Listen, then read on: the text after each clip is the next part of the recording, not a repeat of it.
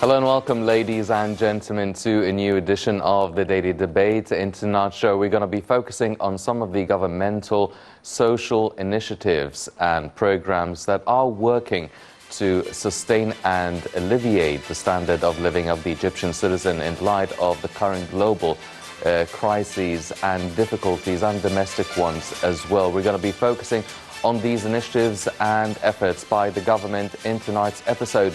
But before we start doing that, let's check out some of the main stories making the news today. We'll start off with President Abdel Fattah el-Sisi, who participated in the inauguration of the Africa Health ExCon 2023. The president said that Egypt is keen to transfer its expertise to African nations. Cairo hosted the second Africa Health ExCon at El Manara on Tuesday.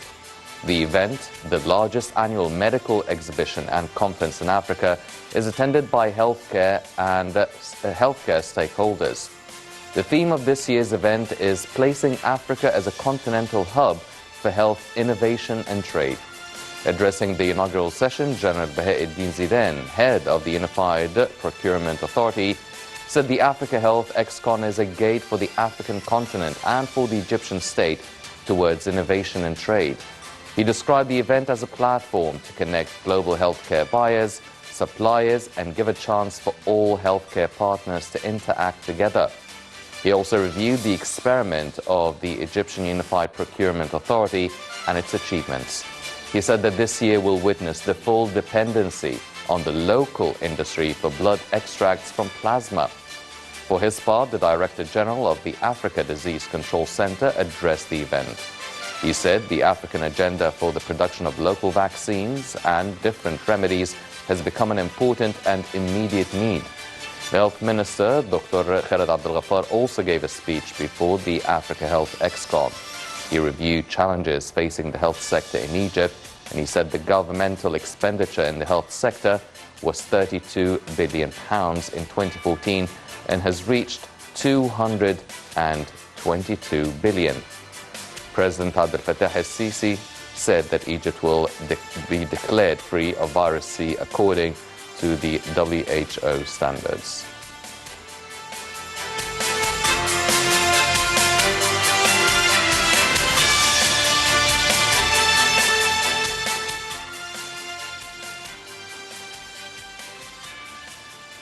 And joining us now over the phone, we are joined by Dr. Maysa Shawqi, head of the General Health Department at the Faculty of Medicine, Cairo University. Dr. Shawqi, good evening. Good evening, and this is my blessings for all Egyptians. Happy to be with you on air and to discuss the recent conference for the Africa Health. It's our pleasure, Dr. Shawqi. Now, first of all, this is the second Africa Health ExCon that is being held in Manara today, and the President inaugurated this one. What is the significance of this second edition of the ExCon, and how can we build on the previous first conference? Well, the announcement of the second conference and exhibition here in Cairo actually reflects the success of the first exhibition last year, and also points to where Egypt is the center, and it's an African hub for all the medical stuff, whether we are speaking about the research and development, and we are speaking about the medical equipment and medical supplies, and even the forecasting of future innovations in solutions, creating solutions for the medical field. So definitely, all around our African content that has been faced in the Egyptian thinking way, and the problem solving and the offering of solutions and support for the health system here and there. Mm-hmm. Well, this theme of this year's inauguration of the second edition of the ExCon is really held under the theme of trade and innovation.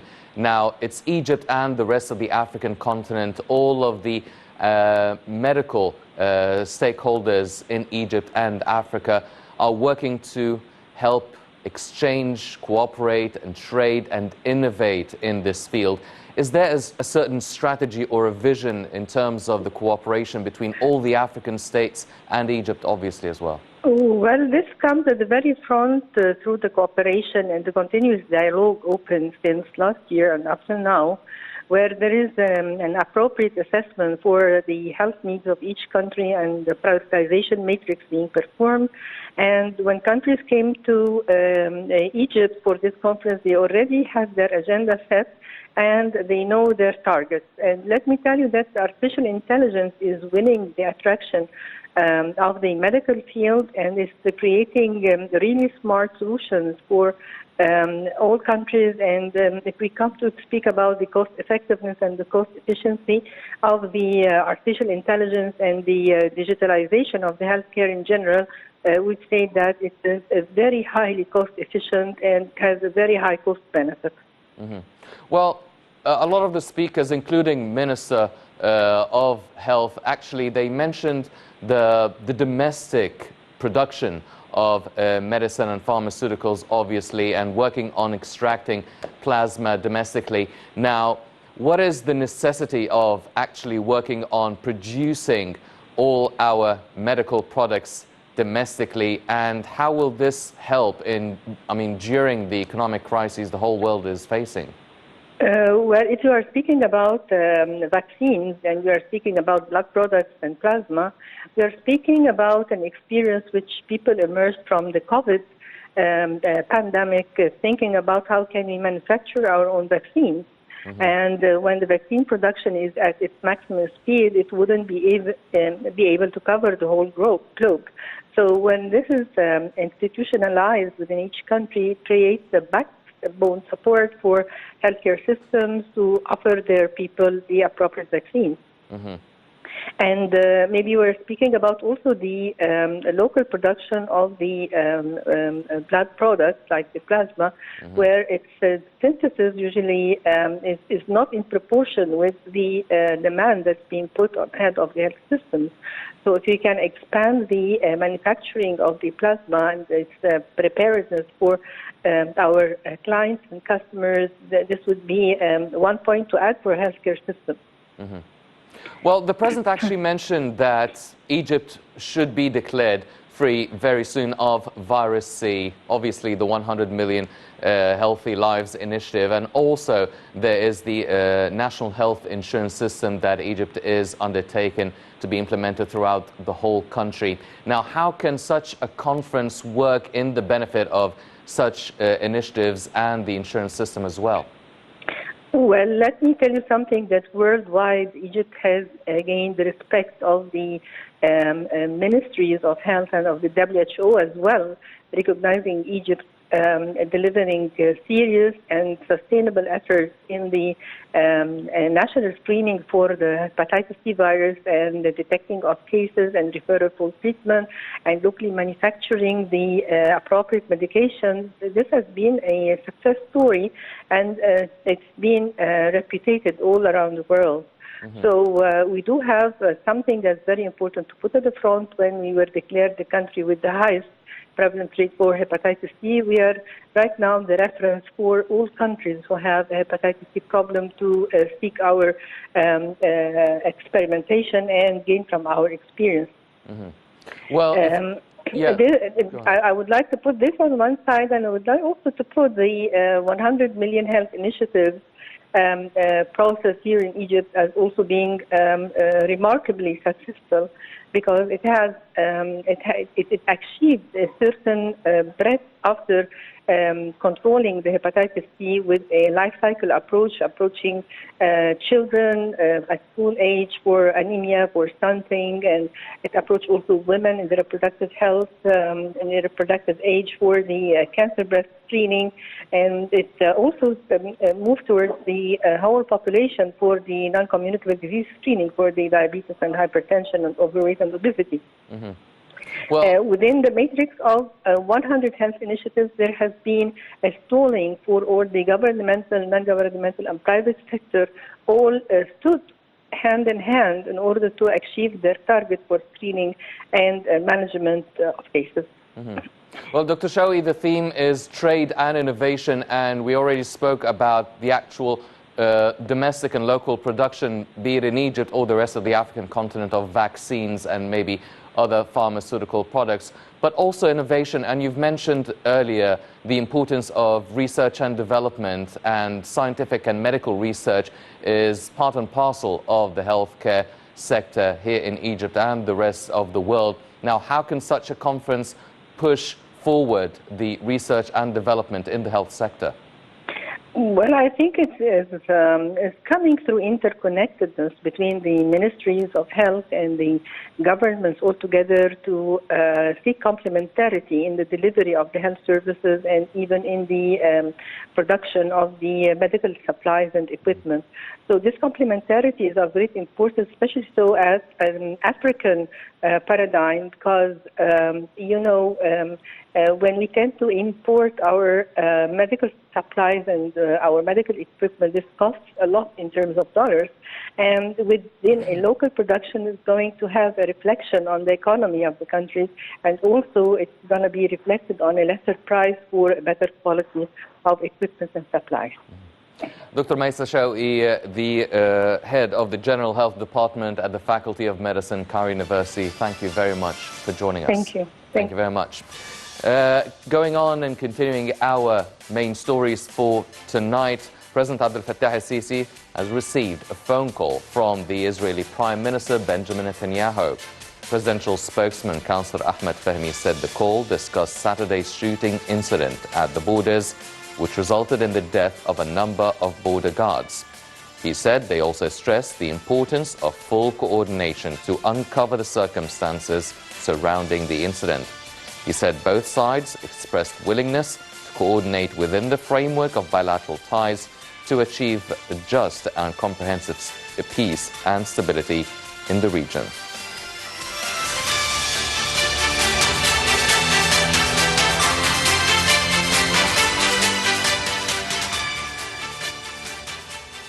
President Abdel Fattah al-Sisi also starts an African tour that will take him to Angola, Zambia and Mozambique.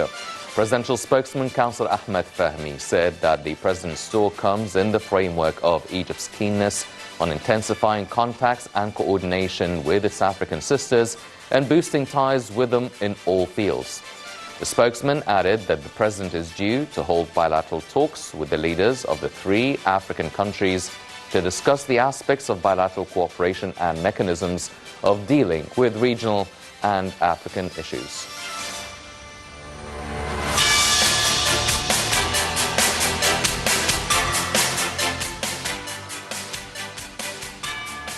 And a press conference was held by the cabinet over the signing of a document between Cairo and Abu Dhabi for the project to produce electricity from wind power. The project is reported to carry the capacity to produce 10,000 megawatts from wind energy and to be established over 3,000 meters west of the governorate of Sohag. Speakers at the press conference described the project as a manifestation of partnership between Egypt and the United Arab Emirates. They said it is to provide 10,000 direct job opportunities during the implementation and 3,000 permanent job opportunities.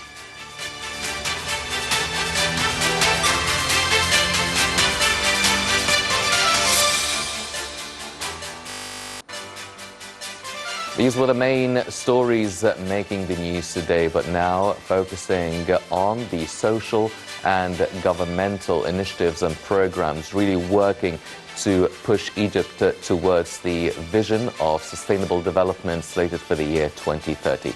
Let's check out this report and we'll be right back.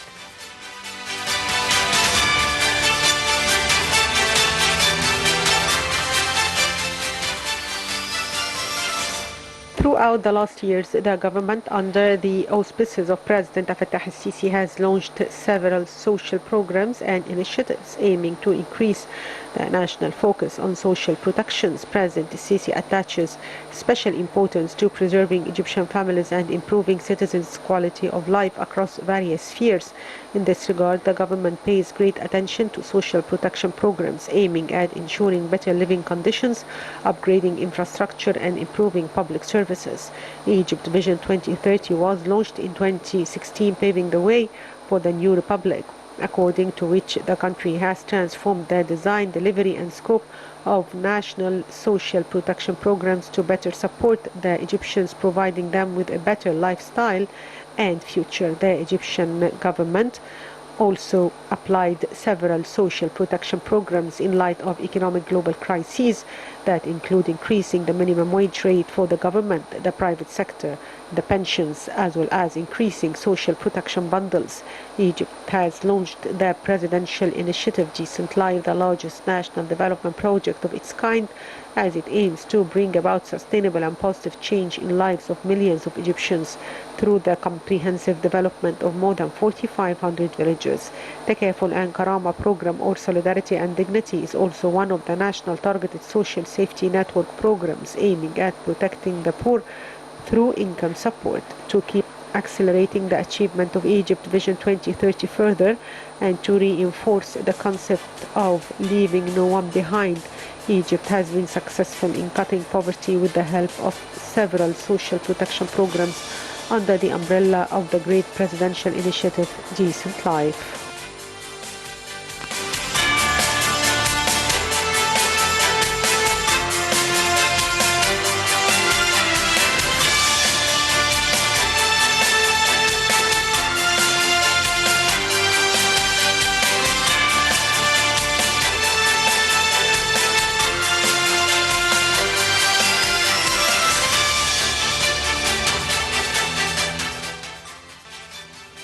Welcome back, ladies and gentlemen, and we're joined here tonight in the studio by Dr. Amany Hola, the physician, writer, and head of an NGO. Dr. Hola, thank you very much for joining us. Thank you very much. Dr. Hola, first off, we're talking about the social protection initiatives and programs that Egypt has been undertaking for a few years. There are so many of them, and we're going to be talking in specific about a few.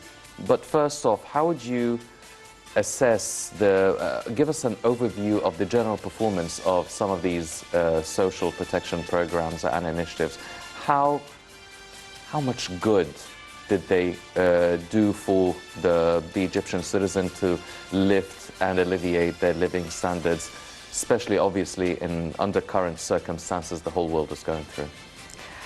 If you want to be fair, we have to see the scene from different point of view. But if we are trying to be idealistic, so we'll find a lot of mistakes, as usual, as nothing is perfect. But if we are trying to be fair and practical, we have to admit that there is a great achievement is happening on the ground. And before the President Sisi starts his campaigns and his initiatives, I was wondering how can we start to move. I didn't have even the hope of having such programs in this period of time, especially if we are trying to compare ourselves with other nations having similar problems. This is a smart way to try to give an assessment of any position. Look at the similar and try to achieve better and try not to have the same mistakes they are having. According to all these details, I think we are achieving great achievements in comparison with the circumstances we have. Yes. Well, usually all these social protection programs and initiatives are working to help alleviate the most vulnerable groups of our society. Now, there was just a project to train women in Minya, Luxor, and Inna, helping women specifically to manage their micro-enterprises, manage them, finance them, giving them technical support, having supervision and an overview for these projects, which is really the language of the times now, really working on startups, enterprises, micro businesses and enterprises.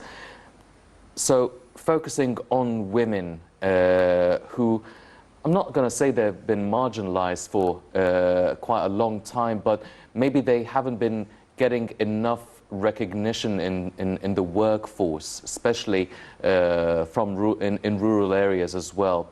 And I understand your NGO as well works with young women and children as well. So such a project to train and help all these women, all the youth, stand up, get up on their feet, give them financial support, technical support, know how to manage their own enterprises. How much of a difference will this make within such segments of the Egyptian society? Unfortunately, we used to see the struggle of the people, especially in Upper Egypt, and as if they are just paralyzed. Yani they have dreams, they have hopes, but they cannot. They don't have any tools to achieve. Now we are starting to move them and to give them chances and give them good tools, starting from technical support and the vocational training, going up to the small loans to start their own projects. Of course, it's a big jump for them. With we can say minimal mistakes or some obstacles, but this is the nature of any action.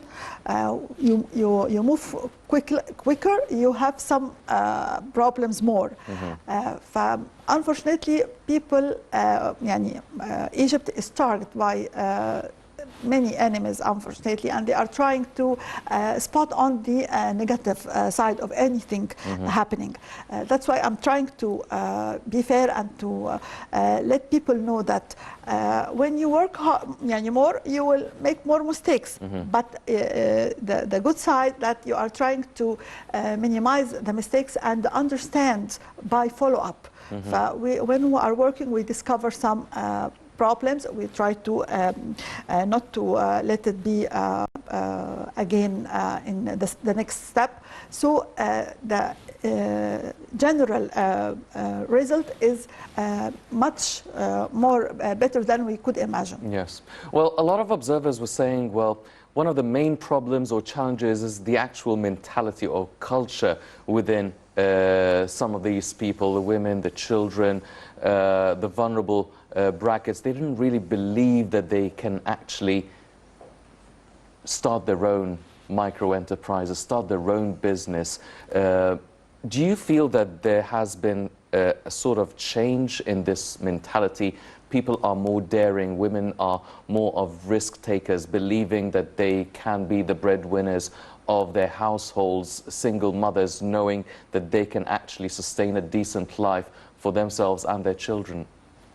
Actually, you mentioned two weak points. We are trying to override them.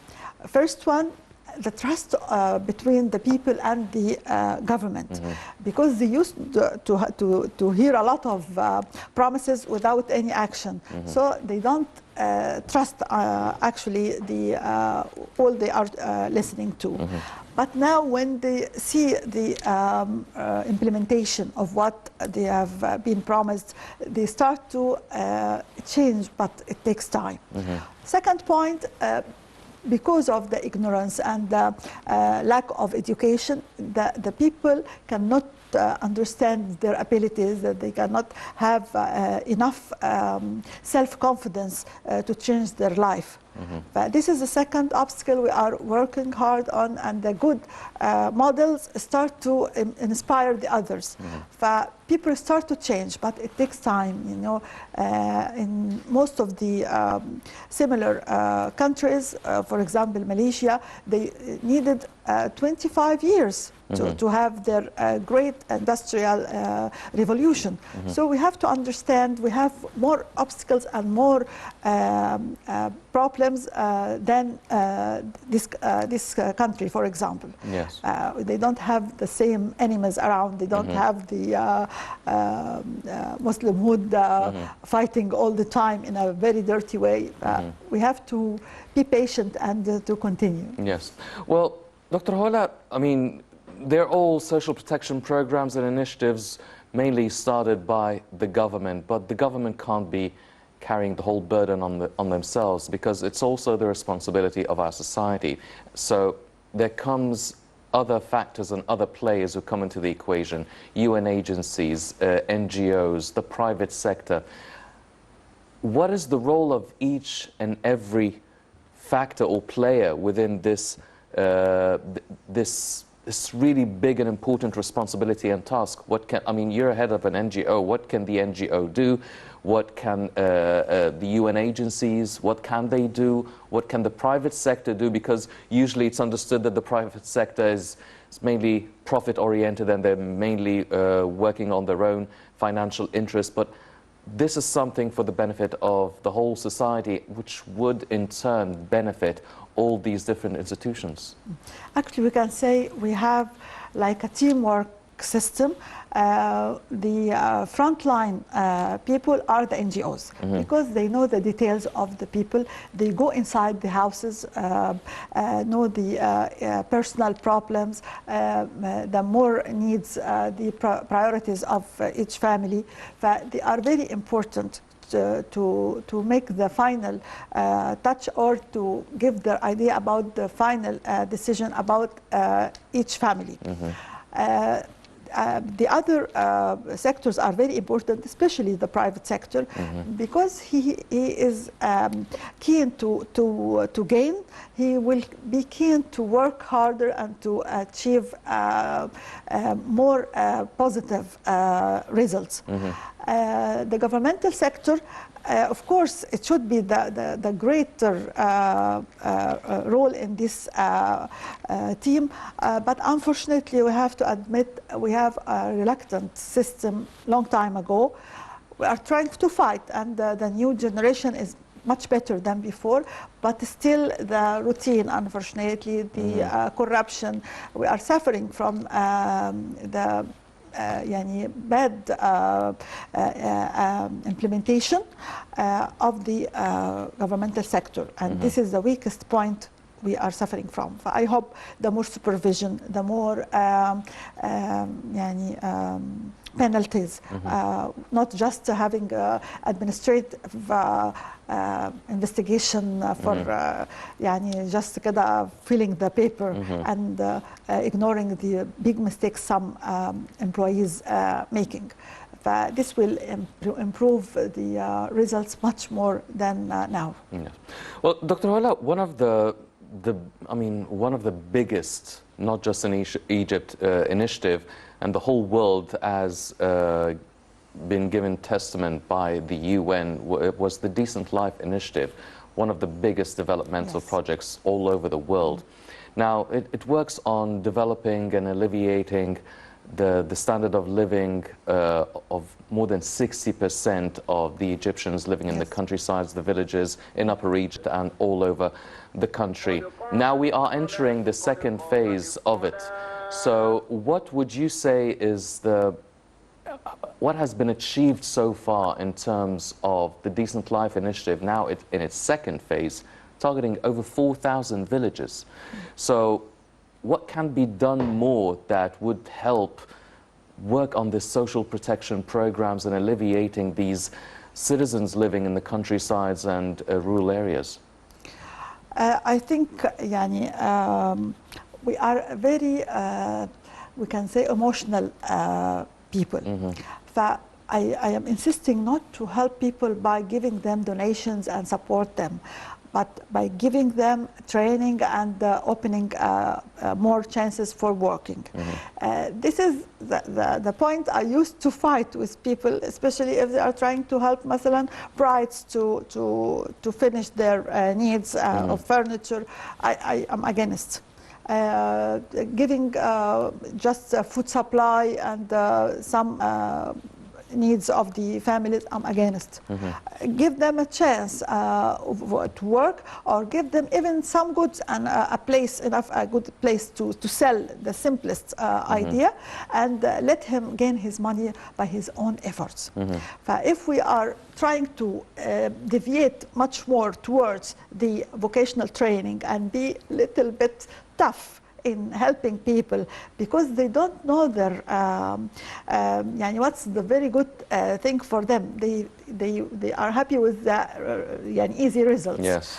I hope we can be much more يعني stronger in achieving or in admitting our philosophy to make them gaining their money later on and be independent, not waiting all the time for donations. Yes.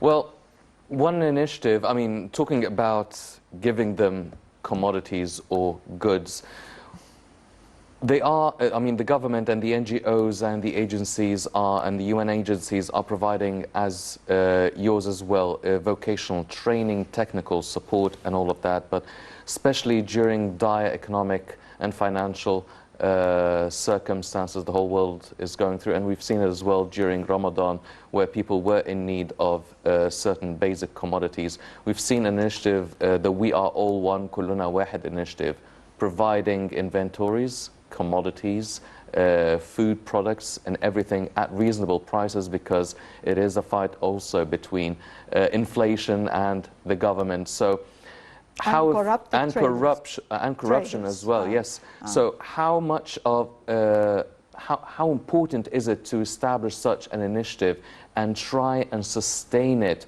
for quite some time, because nobody knows exactly when all these economic difficulties will end? How important is such an initiative? I can tell you something I'm dreaming of.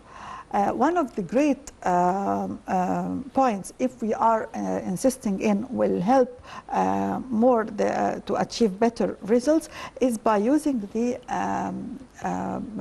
ID, national ID, for distributing everything, including even if there is discounted goods or any donations, because unfortunately people are feeling very happy to get free stuff. So some of them making different and strange ideas, like having different clothes and come back and take another stuff, or using different names. The whole family is starting to distribute themselves. But I hope we can make the national ID is the only scale for us to give help. We will discover some people taking several help, and others are not, because they have dignity and they feel shy to do such thing. To be fair and to make the equation in a good way, I hope we use the ID the national ID to make it sure. And of course, some people, you know, they are pretending they didn't receive anything. But even myself, I said, I gave you just yesterday. No, not me. But I hope we can make this system including all the details, and we will discover very strange results. Yes. Well, one important initiative was a medical one, was the 100 million healthy lives, and it works on early detection of diabetes, virus C, and the elimination as well of virus C. And we've heard the President today in his inauguration of the Africa Health ExCon, the second edition of it, talking about the importance of eliminating the hepatitis C, also working on the national health insurance system. How much of a leap do you think this will be in terms of at least meeting the social, sustainable rather, development goals, and really ensuring a good health sector that will be able to cover over 100 million Egyptian citizens? I can give you a simple example I used to see. I used to work with breadwinners. Most of them, and you can say 90% of them, her husband is staying at home because he has virus C. It was very common, and eliminating the power of people and eliminating their ability to work. Even my son got virus C because he has some certain disease. He used to get blood transfusion. He was in the US when they discovered, and he is American citizen. They couldn't give him the treatment Why? Because it's very expensive there. It's almost 70,000 US dollars. Yeah, more than 1 million for 3 packets of drugs. I bought it from here for 3,000 Egyptian pounds, and it's available for free for any people who are in need, actually. And he took the medicine, and his doctor there was completely surprised and asked him to see the drug package, because she said, I never saw this package before, because we never give it to people because it's very expensive and very hard, even under their medical insurance.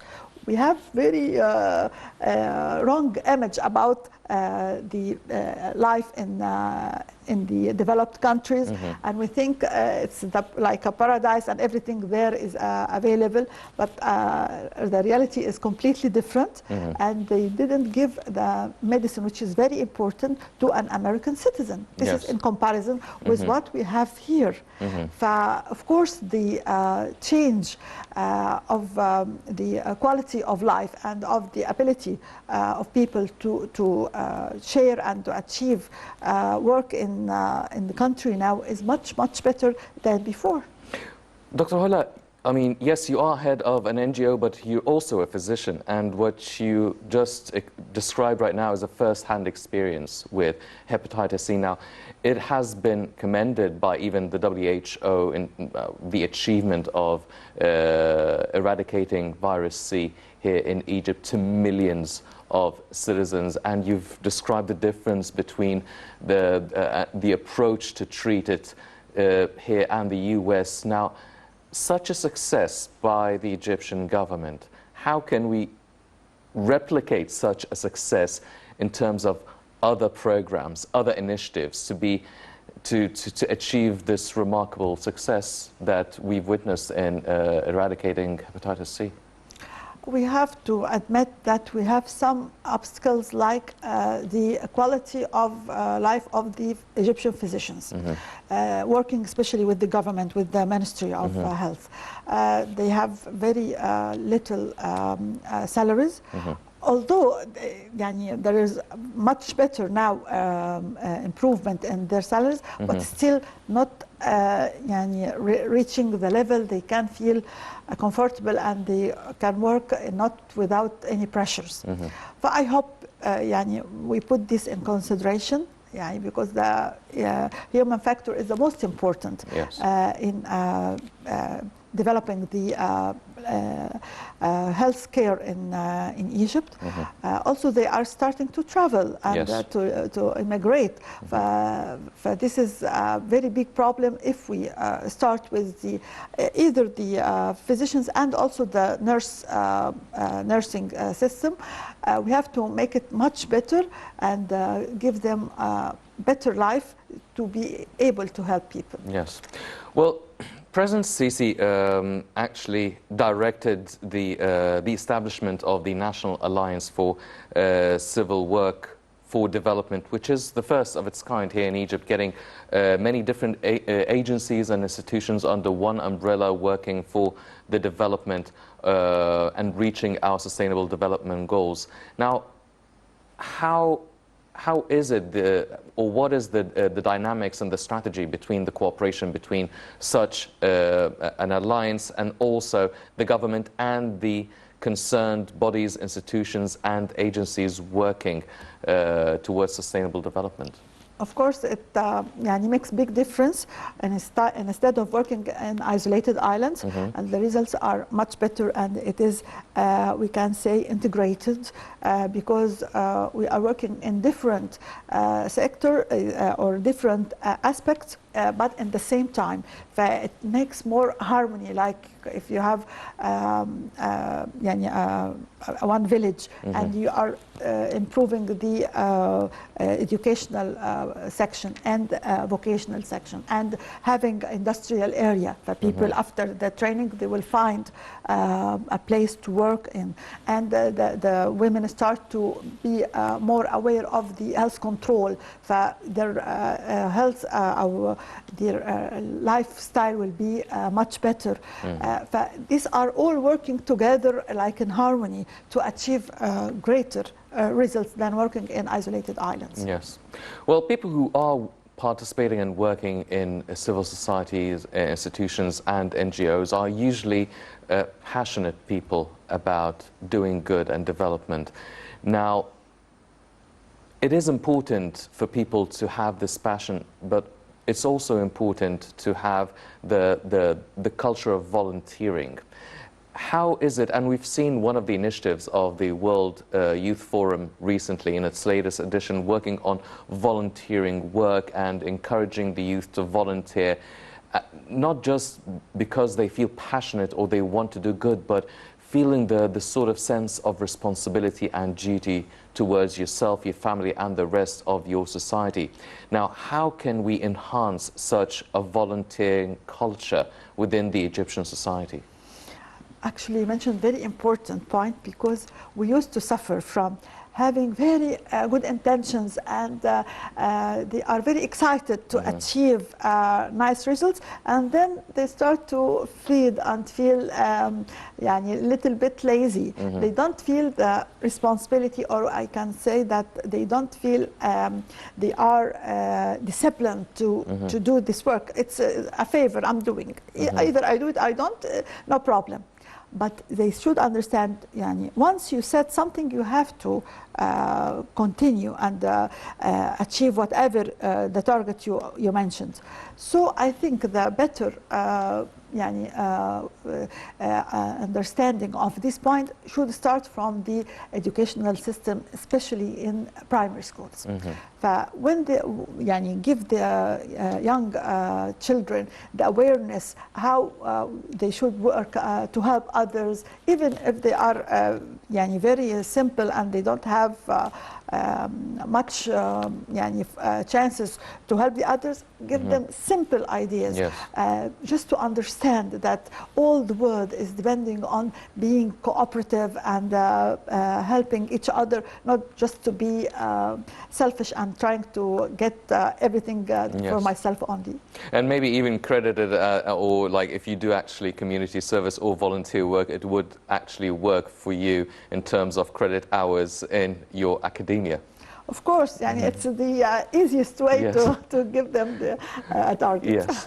Well, ladies and gentlemen, as Dr. Hola mentioned, there are many chances and efforts and initiatives and programs really working in different sectors, be it development, vocational training, health, education, commodities and inventories. Everything is really working to help better the standard of living of the Egyptian citizen, and these are only just the beginning, but still a lot of work needs to be done. Unfortunately, that's all the time we have for this edition of the Daily Debate. But before we go, I'd like to thank my very distinguished guest, Dr. Amany Hola, the physician, writer, and head of an NGO. Dr. Hola, thank you very much for joining us this evening. Thank you. Ladies and gentlemen, please stay tuned for more coming up on Night International. I'm Henny Saif.